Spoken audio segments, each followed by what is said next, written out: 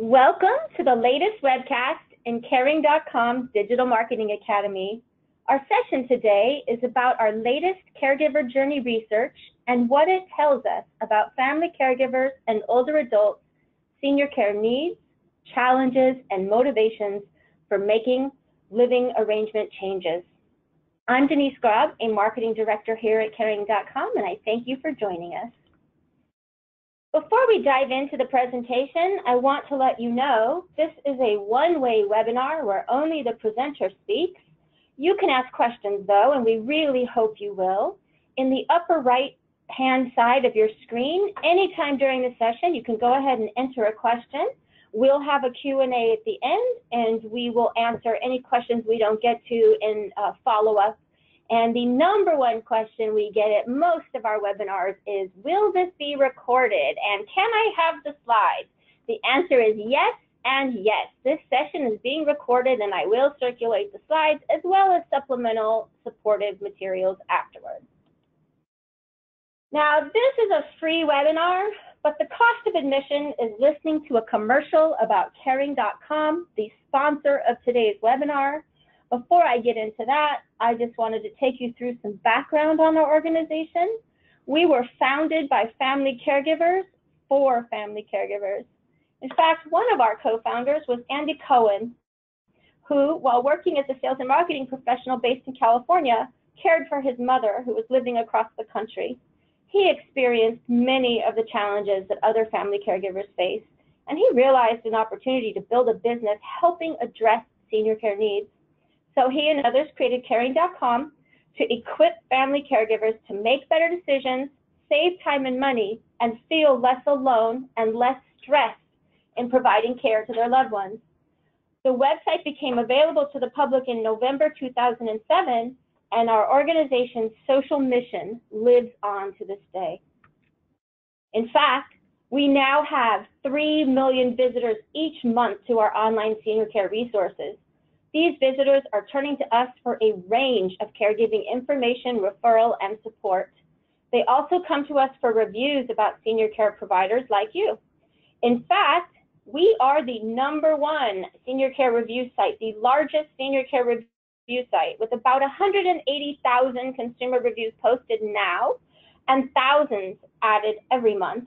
We also have thousands of original articles across all caregiving and elder care topics, and we host dozens of online support groups for family caregivers. And we're partnered with thousands of senior care businesses nationwide. Lastly, we announced some exciting news this week. We were acquired by Caring Holdings, a group of investors with over 15 years of digital marketing expertise. We anticipate this transaction will enable us to increase our ability to serve family caregivers and older adult senior care needs and enhance our competitive position in the marketplace. If you didn't get that press release already, get in touch with me afterward. I'm happy to share it with you. And for those of you who aren't yet familiar with me, as I said at the beginning, I'm Denise Graab. I've been here at Caring.com since 2010, and I have 2 decades of professional communications and marketing experience with a focus in the area of social media marketing for the last 10 years. I actually began my tenure at Caring as Director of Social Community, helping to build our active online community of family caregivers, whether in our online support groups or on social networks like Facebook. I was also very involved in building and managing Caring's Reviews program and created the Caring Stars Award program, which recognizes senior living communities and home care agencies based on ratings and reviews. A couple years ago, I took on a new role as Director of Industry Marketing, which is my current role, and I've been managing our Digital Marketing Academy for senior care businesses nationwide, covering a variety of sales and marketing topics in webinars, just like this one we're hosting today. I also help our referral partners understand and manage their online reputation. I coordinate our participation at industry events. I support our Content Made Simple program, and I oversee our industry blogs, to name just a few of the hats I wear here. As usual, we are going to cover a lot of information in this webinar. We're going to start with an overview and the methodology of the Caregiver Journey Survey. Then we're going to transition into 4 results based on 4 segments of respondents organized by living arrangements. We're going to cover how they cope, what resources they're using, their attitudes toward their living arrangement, what prompted their moves, and the reasons they chose certain senior living communities. Then we're going to do something new. We're going to talk about the male caregiver and how he compares to the female caregiver and other data in our survey. And we're going to close with taking the data into marketing personas that you can also use in your business, and then we'll open it up for Q&A. Now, don't worry. While we are presenting data, we've done our best to avoid being boring and have some anecdotes and stories behind the data too. Now, before I dive into the research, I want to first bust a myth that I hope does not persist much longer. It used to be common years ago and is less so now, but occasionally I still get some pushback about middle-aged folks and older adults. They're not online, and digital marketing isn't really needed to help senior care businesses grow. The truth is, baby boomers and seniors are actually online in greater numbers than people might think or assume. This slide shows you some of the latest data from the Pew Research Center, which has been surveying all ages of internet users for years and offers its reports free of charge on their website. You don't have to take my word for it. You can go straight to their website and check out this data yourself. As you see, the majority of boomers and seniors in the higher income brackets, folks who are financially qualified for senior living communities and are able to hire home care agencies, are definitely online. They're online daily. They're using smartphones and tablets. We're helping them every day, and the research I'm about to take you through is for these folks in particular. Okay, without further ado, let's dive into the Caregiver Journey research. So the respondents to this survey, first of all, we worked with an external third-party market research firm, and we flighted this survey. It was an online survey that we flighted last August and September. The respondents were folks who both use Caring.com and who find our senior care referral helpline through other websites we partner with or other websites in our portfolio, such as seniorhomes.com. And then we included, you'll see here that no incentive was offered, and yet we had almost double the number of respondents than the prior year, over 4,500 respondents. So this is valid data. This is statistically significant data. And the majority of the respondents, as you see, as well as the majority of people who turn to Caring.com, are current family caregivers of seniors. This year, I'm also going to take you through a little data on the caring for the self crowd, which is the older adults, and the professional caregivers. We did ask them a few questions, but for time constraint reasons, we're not going to talk about that segment today. Now, before I move on, I just want to remind everyone, these slides will be shared with you afterward, and the recording will be shared with you afterwards. You don't have to scramble to catch every detail or data point I'm taking you through, and I may move through some of the general demographic slides a little faster, so we can spend some more time in the living arrangements section, which I think will be most helpful for your marketing. So as I said, the majority of individuals who use Caring.com and who took the Caregiver Journey Survey are family caregivers. They're typically an adult daughter in her 50s, caring for her parent or spouse's parent in their 80s, and typically her parent or parent-in-law is living with dementia and or Alzheimer's disease, as the statistics here show you. More than 4 in 10 family caregivers are spending $5,000 or more per year on caregiving expenses. Their caregiving expenses include out-of-pocket costs for food and clothing, transportation, medications, medical bills, in-home care, senior living community fees, legal services, and more. And as many of you know from your own client base, and to quote Caring.com's Vice President Tim Sullivan, who spoke to news media across the country about this data, quote, quite often, family caregivers find themselves dipping into their own pockets to pay for caregiving expenses. Without a plan in place, their savings can be depleted and retirement delayed, end quote. This is actually an area in which Caring.com supports family caregivers by providing prompts and information to help them take action whether it's speaking with their loved ones about finances and living arrangements, or by planning for their own later stages of life and making sure they and their children are well prepared for senior care. It's not something any of us can avoid. We need to plan for it. There is also insight here that can guide you in the content you provide to your prospective customers. Help them understand not only the cost of senior living or in-home care, but also how to pay and where to get further financial guidance for elder care. We also have a Content Made Simple program to help senior living communities and home care agencies with this type of informational and educational marketing. For instance, we have a collection of content sparks or idea kits for each month of the year, including some on financial topics, legal planning, end-of-life planning, all of that. And we have other similar support to help you educate, inform, get really crucial information out to the family caregivers and older adults, just like we're doing, so that more people can be prepared for this significant financial impact. Okay, so these women, not only are they spending a lot of money, these women are also spending a lot of time caring for their parent or in-law. Only 11% are spending less than 5 hours per week. Most family caregivers are spending over 30 hours a week. It's nearly a full-time job for them, and for some, a second job after they finish their 9-to-5er. In fact, as you see here, more than a third of family caregivers are juggling full-time or part-time employment with their caregiving duties. And guess what? They're missing work days, with more than half absent for 1 week or more to care for a loved one. For those making it into the workplace, they're arriving late, leaving early, and suffering for what's called presenteeism, or being present at work but distracted on the job. They're researching senior care options and coordinating care on their breaks too. So they're not fully recharging, and their productivity and career success lags as a result, with 68% of these working caregivers telling us that their caregiving has had a negative impact on their job. So what's all this task that they're doing that's taking their focus? Here are the top 10 that is being reported via the Caregiver Journey Survey.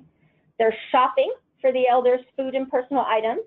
They're transporting the senior from point A to point B, including to doctor's appointments, where they're often a vital participant in treatment adherence and the patient's overall well-being.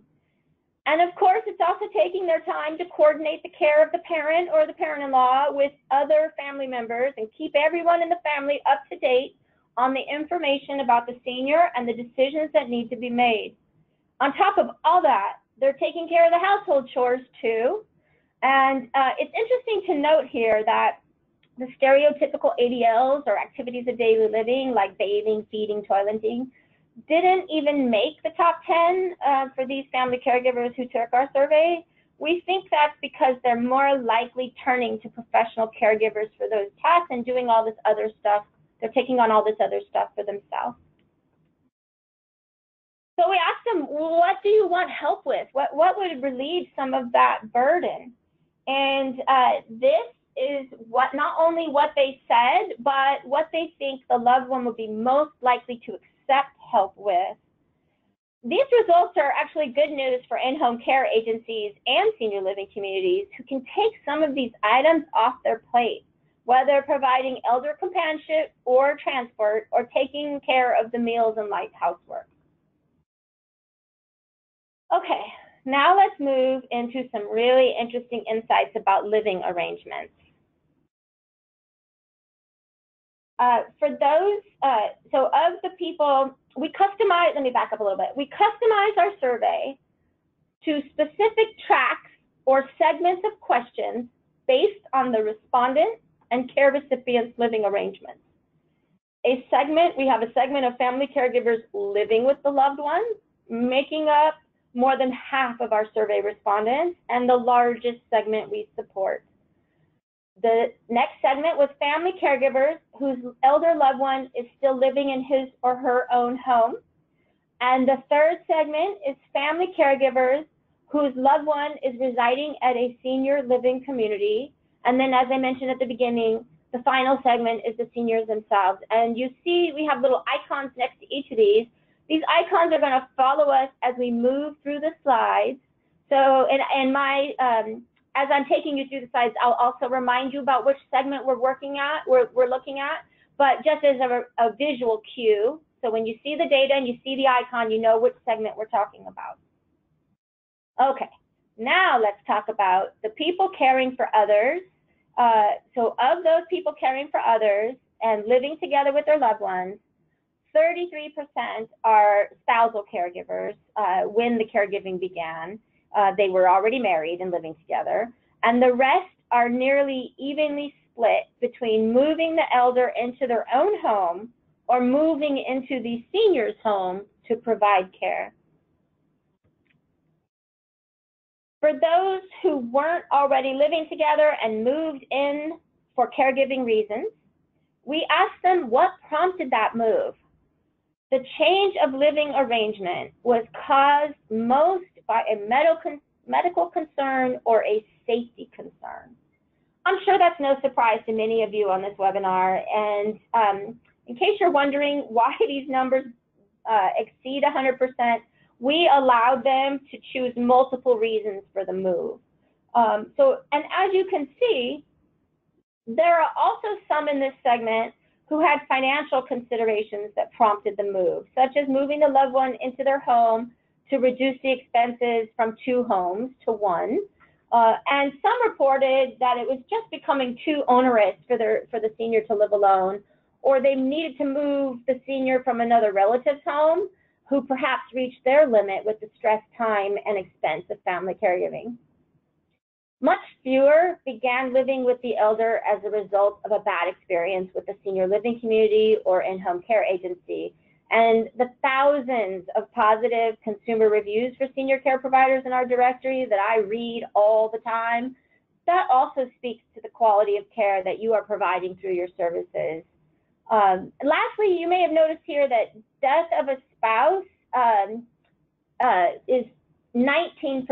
We're going to come back to that as we move through other segments, and you'll see it may change, may be higher or lower in other segments when we get there. So how are they managing to stay living together? What tools and resources are they utilizing to cope? Almost a third are hiring in-home care agencies, and another 19% have friends and family pitching in with care. Home modifications and personal emergency response systems were among the top 5. I'm pretty sure you all know what PERS are, but it's the I've fallen and I can't get a bracelet, necklace, etc. That's what is meant by the personal emergency response system. Now, what they're not using as much, a bit ironically, are the tools that often get attention among industry insiders and news media, the meal or grocery delivery services, or technology for medication reminders and remote health monitoring. Those are low on this list. This is an interesting point for another reason, because earlier we talked about their caregiving tasks and what they want help with and what the senior will accept help with. These tools that they're least using it seems could really help them out. So this shows to me, and possibly to you, that we, the collective industry, have an opportunity to help family caregivers better understand these options, these tools, how to utilize them. And for those who may be on the call who specialize in these technologies, maybe this is an opportunity for better marketing to this particular demographic, the family caregivers, and designing products within these areas that are truly accessible, truly convenient, and invaluable for the seniors and the families, that they spread the word to everyone they know, and those numbers, those usage numbers, increase. Okay, let's talk about the family caregivers for whom the senior is still living independent. The senior they're caring for is still living independent. This is a much smaller percentage of the family caregivers we deal with, but most of them definitely rely on fee-based caregiving services to look after that senior. And of the 59% who told us they're coping through paid caregiving services, like in-home care agencies. In fact, almost 30 are using a licensed in-home care agency. Unfortunately, there's a concerning number of these folks who are relying on independent contractor caregivers and non-professionals to care for their most beloved family members, which, as you all know, comes with many risks. So this too is an opportunity for education to the family caregivers and shifting more of them to the professional services as needed. They are also, we asked, this segment, just like the other one, how are they coping? How are they coping in the current living situation? Remember, these are the family caregivers who are caring for the senior who's still living in their own home. And how they're coping, look at this. They're relying on relatives and friends to look after the senior part-time, which may not be the most reliable option, may not be the highest quality of care in some cases either, as these folks are volunteers and friends and family and aren't necessarily trained in the details and nuances of senior care in the way the professionals are. And as we discussed on the prior slide, many are also relying on paid assistance, but in this question, we found they reported using paid assistance from an agency at a higher rate than we saw in the prior question. So let's just say that between 29 to 41% of the family caregivers who have an elder loved one living independently are coping through the services and support of in-home care agencies. That leaves many who need to be reached by that particular option. Home modifications and personal emergency response systems also scored high in this segment, similar to how they're being used by the senior in the family caregiver's home. What's new here is the transportation services.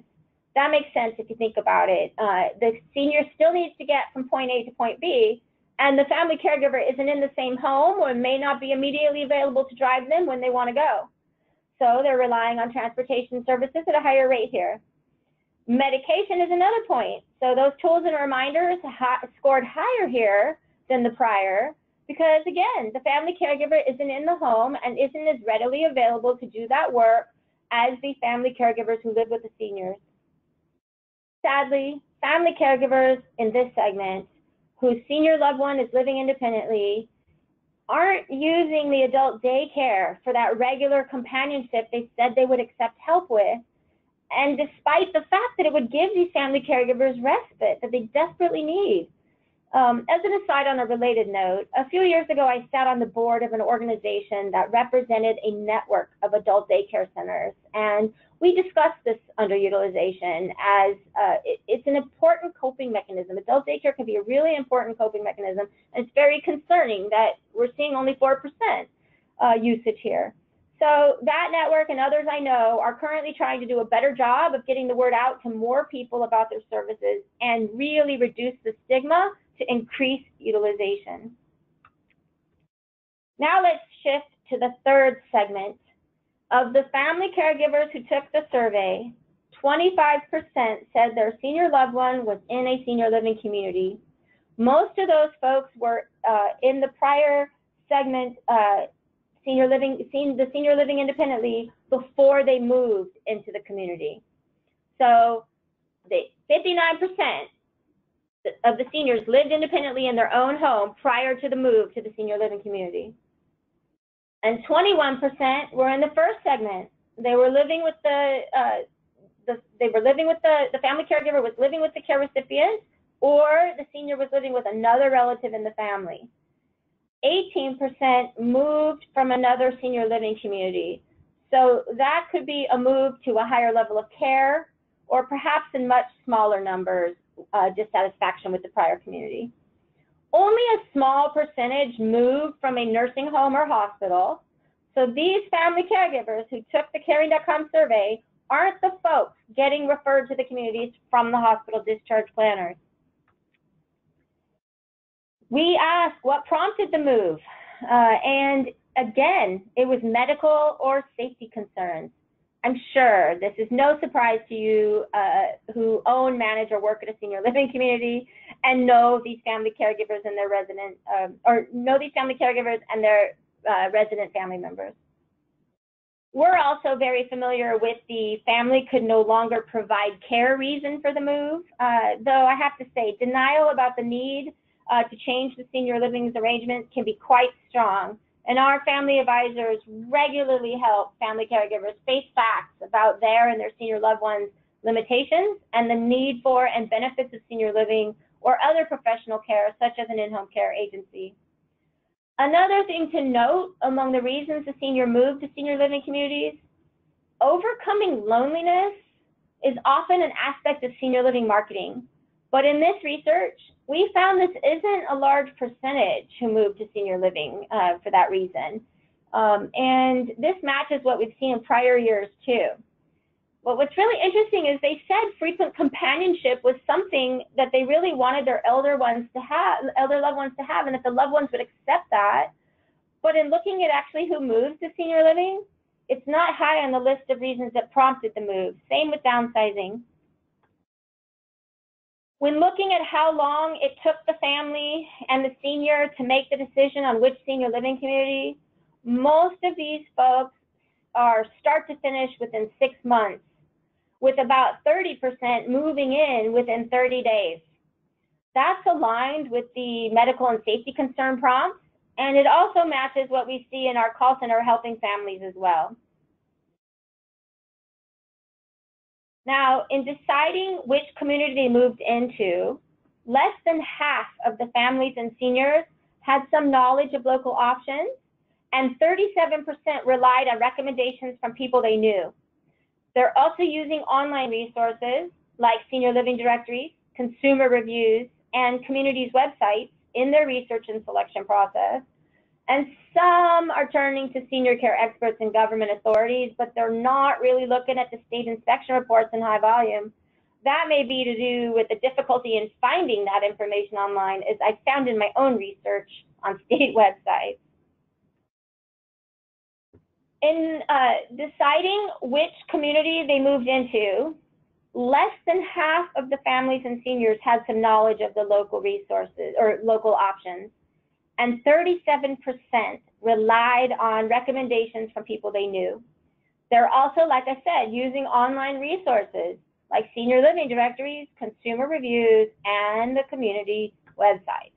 So the reasons that they selected the community, now this was an open-ended question, and they entered in their answers. We compiled the most common mentions here.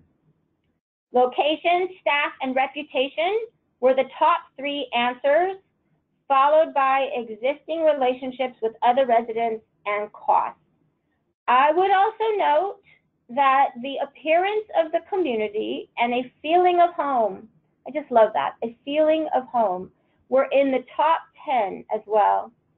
What this group didn't include among the top 10 was the relationship they had with your top salesperson who took them on the tour, or being able to bring their pet, or the community's dining options, or their religious affiliation to the community. We know those things come up when they're looking at their options, but among the reasons they actually chose the community, they didn't list it in the top 10.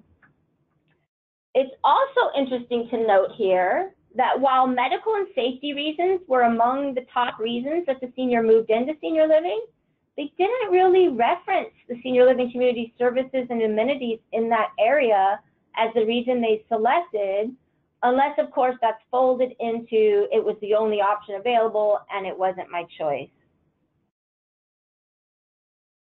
We found that 20% of the folks in the senior living community were also still using an in-home care agency for their senior loved ones living in that community, which suggests that they may be choosing a less expensive, lower level of care, like or no care, like independent living, and supplementing with home care, or there's a need or desire for the constant individual one-to-one care, perhaps even supplementing the staff to resident ratios they sometimes mention in negative reviews online. We also found that this group of family caregivers whose loved one lives in senior living, we asked them about their feelings or attitude about that living situation. More than half are happy or pleased that their loved one is safe and well cared for. 29% said senior living was a great option for all of us, for the family members and the senior. And 19% said they wish they'd made the move sooner. Too many family caregivers, though, are still feeling guilt or sadness about this professional care option. So that's an area that communities can work on in their content, their events, and their support of residents' family members when it's relevant and appropriate. And it's an area that we here at Caring.com also try to help family caregivers to overcome. Okay, now let's talk about the final segment of the survey, the caring for self individuals who are typically the older adults themselves. More than a third are living by themselves or with their spouse, and almost a quarter are starting to think about other living arrangement options due to health or safety concerns. A persistent theme we're seeing through research results for all segments. A small percentage of this group reported that they were also using an in-home caregiver, and sadly, almost 30% said they felt stuck in their current situation. This could be true. Perhaps they really didn't plan for this stage of life, or they fell into some hard times. Or this could just be a lack of knowledge about their options in both finding care in communities and ways of covering the cost of that care. Here's more data on this particular segment of the seniors themselves. Most are relying on volunteer help from family or friends more so than professional help, but the vast majority aren't satisfied with their current living situation. Only 20%, though, are considering a move to a senior living community for comfort, convenience, and companionship. More are worried about their own health and safety, and nearly 30% believe they have no choice but to live alone. It just really breaks my heart, and I hope we can reach them and make them aware of other options and get them the support.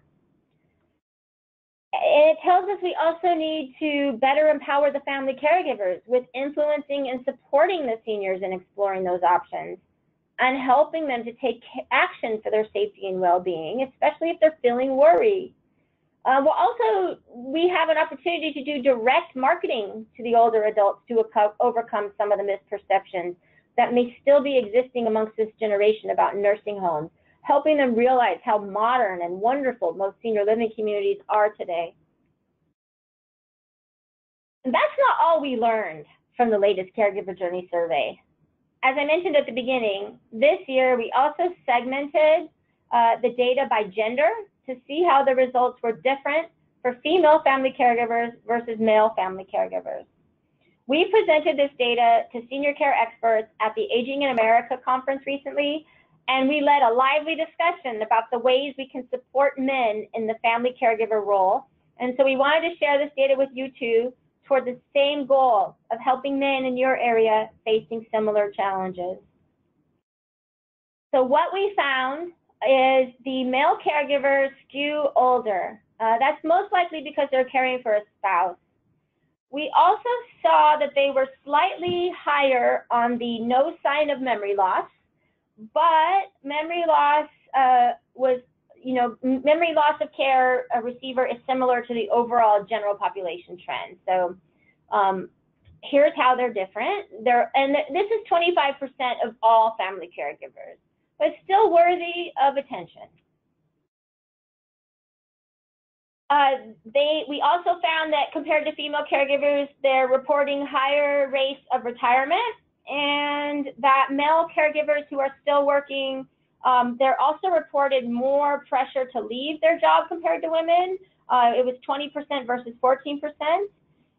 It's also possible that they're thrust into caregiving. There's more demands. It may be not as natural for them, and we're going to cover that in a minute. But we see here that it's higher percentage living together. Like we said, spousal caregivers in the living together segment was a high percentage there. Okay, so we spoke to 6 men to hear their stories. Tony lives in South Carolina. He's retired, and he's caring for his wife alone, who was diagnosed with Alzheimer's 3 years ago.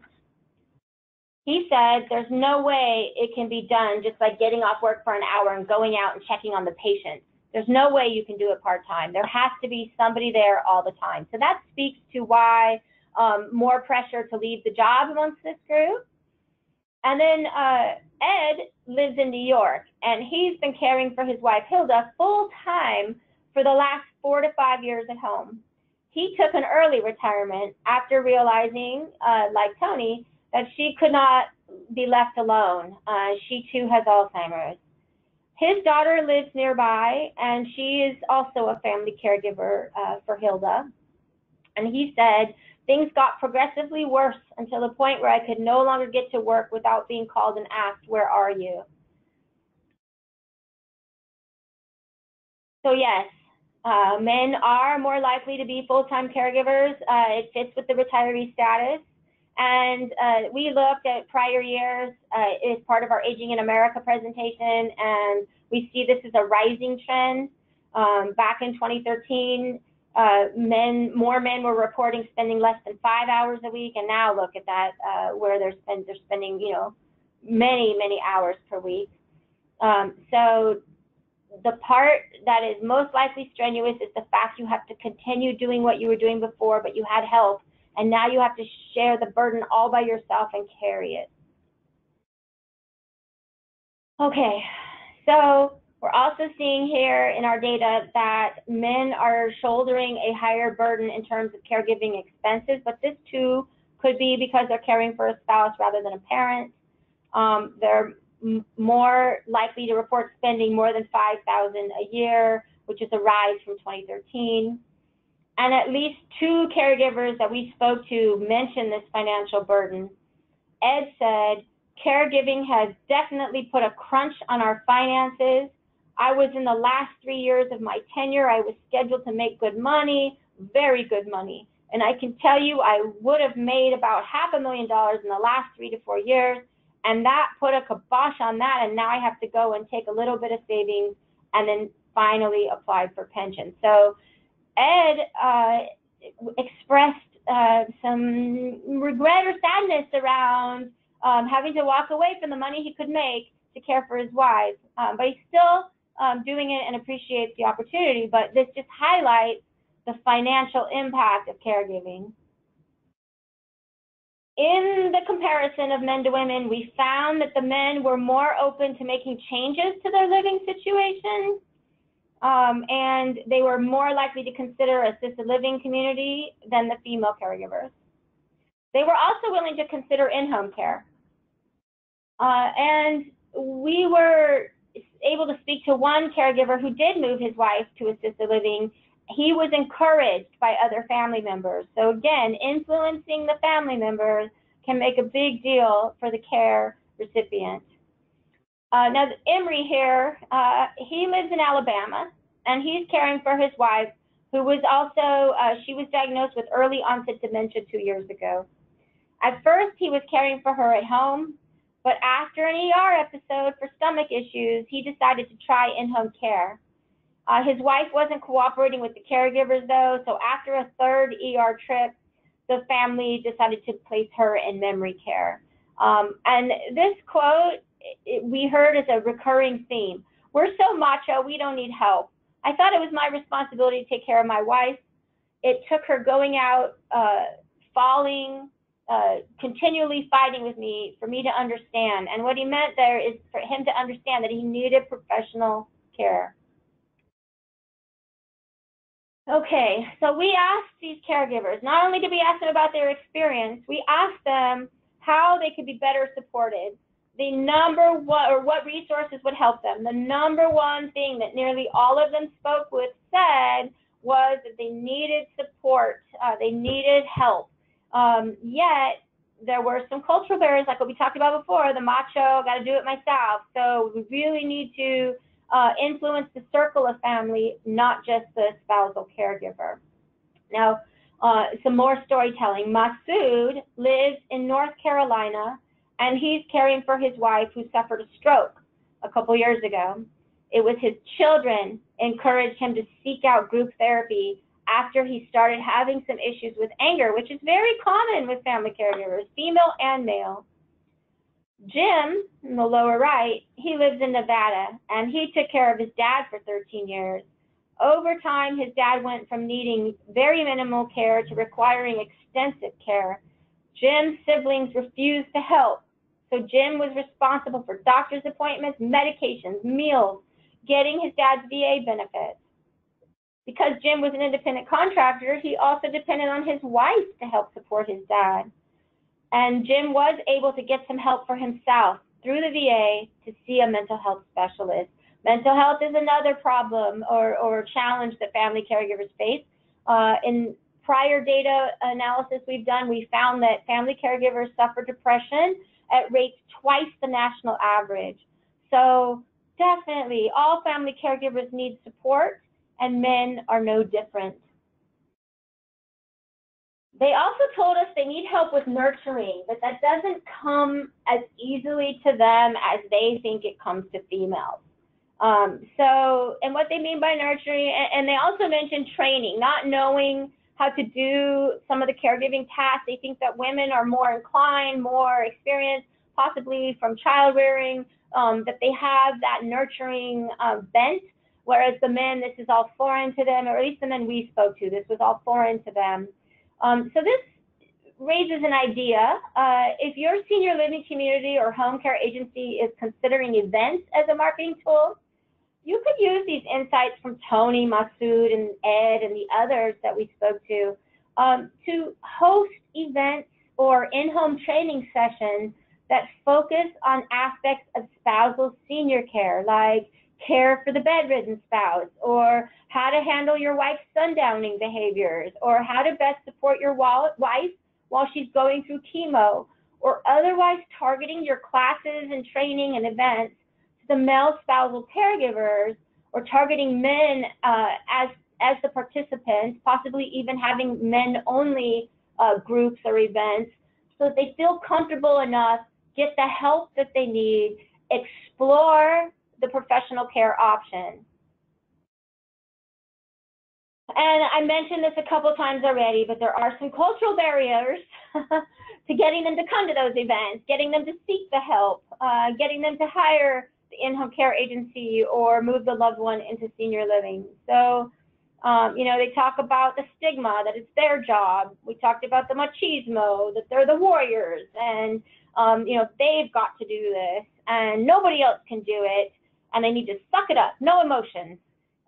It's just not realistic, and we need to be patient and persistent, because it may not be easy to attract and convince this audience as the female caregiver, as these quotes and the data reveal. But being the expected provider or considering himself too strong to accept help or not show emotion, these are tough cultural barriers to overcome, but we need to keep trying, because this segment definitely needs your and our help. Okay, so now let's quickly digest what we learned, and then we'll take your questions. From the Caregiver Journey Survey and the many conversations we have with family caregivers every day, we know that mostly these online searchers don't know their local senior care provider options. That's typically why they go online to find what's available. And they're inclined to do quite a bit of research before they ever pick up the phone, return your email, or fill out the lead form. So to support our marketing at caring.com, we use the data to create a persona. We call her Mary, which happens to be one of the most common names for baby boomer women. We ask ourselves, what would Mary do? Would Mary like that? These are questions that come up as we create content on our site, as we create content directed to family caregivers, and as we create our online ads to get them into support options. We get to know our website users and customers really well so that we can support her needs deeply. So what else can we extrapolate about Mary? She's not likely to be the sole decision maker, but she's definitely a key leader and influencer in the process. And we need to empower her with helpful, compelling information to bring along the others, the siblings, the senior, everyone involved in that decision. We need to help Mary in persuading them so that she can get some relief, the senior can get quality care. We also know that she may still be working and balancing this research project with many other responsibilities. That means she's stressed, she's likely overwhelmed, she doesn't have a lot of spare time. And once she fills out that lead form, she wants you to pay close attention to the details of her search and circumstances and tailor your follow-up to match. Make the most use of her time. She relies heavily on reviews. She wants to hear what others like her, what they did like and didn't like about your senior care business. Let's face it, this is not a restaurant pick. This is a selection of a business that is going to care for her most beloved family member. It's a highly emotional process, and by keeping the details of her situation and her preferences top of mind, by offering empathy and support for her on her terms, and making sure you've got lots of great reviews, you've got lots of excellent information about your business online, you're going to have the greatest chance of developing a rewarding relationship that's mutually beneficial for all involved. So that's Mary, and this is James. Compared to Mary, James, the male caregiver, reports, and we covered this, higher rates of retired and living with the care recipient, spending more time on caregiving, paying more for caregiving expenses, is more inclined to make a change to loved one's care situation. And he also said he's motivated by a desire to give back, but also don't forget the machismo, the male role. It's his job to take care of that wife. But the other thing I want you to keep in mind about James, these insights are self-reporting insights. It's very possible that women are underreporting the time they're spending, the money they're spending. You know, they may be more willing than they're admitting to make a change. So he is a spousal caregiver. This is true, but also keep in mind that it's also possible Mary too is spending more money and time than she's reporting. Okay, so let's take your questions now. I know we covered a lot of information. I want to be sure to get to the questions we got. Oh, there's my number one question we get every time. Will the slides be available? Yes, the slides and the recording will be available. I'm going to circulate that within the next couple of days. It will arrive in your inbox. If you don't get it, we put it on our partner and industry blog, which I'll share the URL toward the end. In fact, our entire archive is there. We have upcoming webinars there too. Okay, we've also got a request to present this in person. We'll follow up with you offline. And then we got a question about prior years versus this year, and that's actually a very interesting question. We covered some of it in the male caregiver data, and you saw increases in the male caregiver data. But on the female caregiver data side, or the general population, all genders, the high-level caregiver journey data, we actually are seeing year over year not radical changes in the data.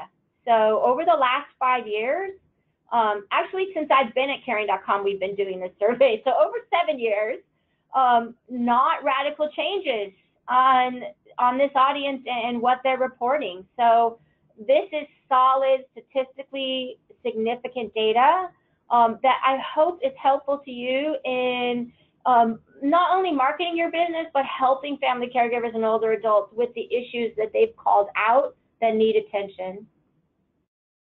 We got a question about search terms, and we did not dive into that with these folks. We reached folks who were already using caring.com, had already gone through our referral services, our senior housing helpline, or senior in-home care referral services.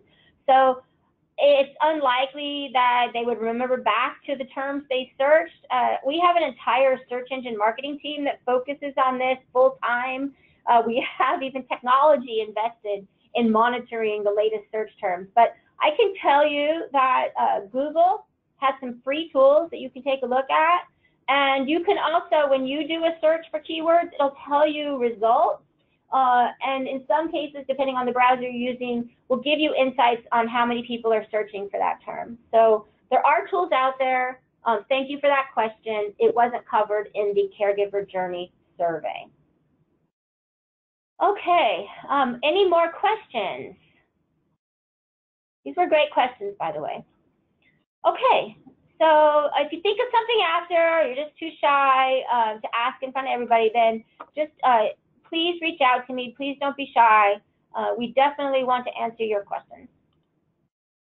Before we close, I want to let you know, especially those of you who are in our referral network, the next webinar is on Tuesday, and it is for our senior living partners to make the most of optimizing their online presence and their partnership with Caring.com to drive the greatest ROI from that partnership. And for those of you on the home care side, we have a really great session coming up in August on sales scripting. We just did a home care sales focused webinar, and during that session, you asked for the deep dive on sales scripting, and guess what? We're giving it to you. Shelly Womble from CoreCube is going to be our featured guest. She's going to really take you through what to say, how, and when. And these, like I mentioned, webinars are available on partners.caring.com, and that link will be in the follow-up materials I send you. I really want to thank everyone so much for attending our session today. I know you're busy, and I really appreciate you taking time out of your day to be here. I hope you found this information helpful. I'd really love your feedback. After the webinar closes, you're going to be prompted to rate the session. How did we do? What did you like? What would you have liked us to do better? Please do take that survey. Don't be shy. I truly, sincerely want your feedback. I look forward to hearing from you. Thank you so much, and goodbye for now.